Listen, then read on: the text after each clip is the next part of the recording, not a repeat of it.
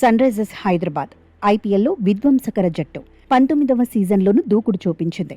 Play offs వరకు వెళ్లింది. ఎలిమినేటర్లో అంచనాలు అందుకోలేకపోయింది. రాజస్థాన్ రాయల్స్ చేతిలో ఓడింది. ఇంటి దారి పట్టింది. గతేడాది అయితే దారుణంగా విఫలమైంది. 2024లో మాత్రం మెరుపులు మెరిపించింది. ఫైనల్లో ఓడినప్పటికీ ఓవరాల్గా ఆట తీరుతో అభిమానుల మనసు గెలుచుకుంది. Head coach Daniel Vettori, captain Cummins కాంబినేషన్లో సన్ రైజర్స్ డేంజర్ టీమ్గా మారింది. అయితే టైటిల్ను మాత్రం అందుకోలేకపోయింది. అందుకే ఎస్ఆర్హెచ్ యాజమాన్యం వ్యూహం మార్చుకుంటోందనే టాక్ నడుస్తోంది. హెడ్ కోచ్ డానియల్ వెటోరీపై వేటుపడే అవకాశం ఉందని కథనాలొస్తున్నాయి.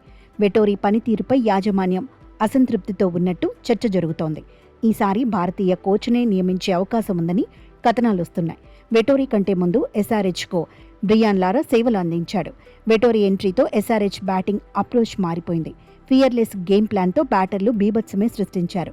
Travis head, Abhishek Sharma, Heinrich Klaasen batting విభాగంలో కీలకంగా ఎదిగారు. ఇషాన్ కిషన్ ఎంట్రీ తర్వాత బ్యాటింగ్ విభాగం మరింత స్ట్రాంగ్ అయింది.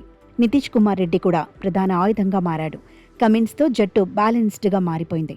పవర్ ప్లేలో మాక్సిమం పరుగులు ఎలా రాబట్టాలో సన్ రైజర్స్ హైదరాబాద్ ప్లేయర్లు చూపించారు. బౌలింగ్లోనూ ఎస్ఆర్హెచ్ మెరుగ్గానే ఉంది. వెటోరీ గైడెన్స్లో సన్ రైజర్స్ హైదరాబాద్ బెటర్గానే ఆడిందనే చర్చ జరుగుతోంది. వెటోరీ రాకముందు 2021, 22, 23లో ఎస్ఆర్హెచ్ పెద్దగా ఇంపాక్ట్ చూపించలేదు. గత 3 సీజన్లలో సన్ రైజర్స్ హైదరాబాద్ హాట్ ఫేవరెట్గానే బరిలో దిగింది. కానీ టైటిల్ మాత్రం అందలేదు. 2016 తర్వాత టైటిల్ ఊరిస్తూనే ఉంది. భారీ అంచనాల మధ్య బరిలో దిగుతున్న టీం సాలిడ్గా ఉన్న టైటిల్ మాత్రం ఖాతాలో చేరడం లేదు. అందుకే వెటోరీని సైడ్ చేసే ఆలోచనలో టీం యాజమాన్యం ఉన్నట్టు ప్రచారం నడుస్తోంది.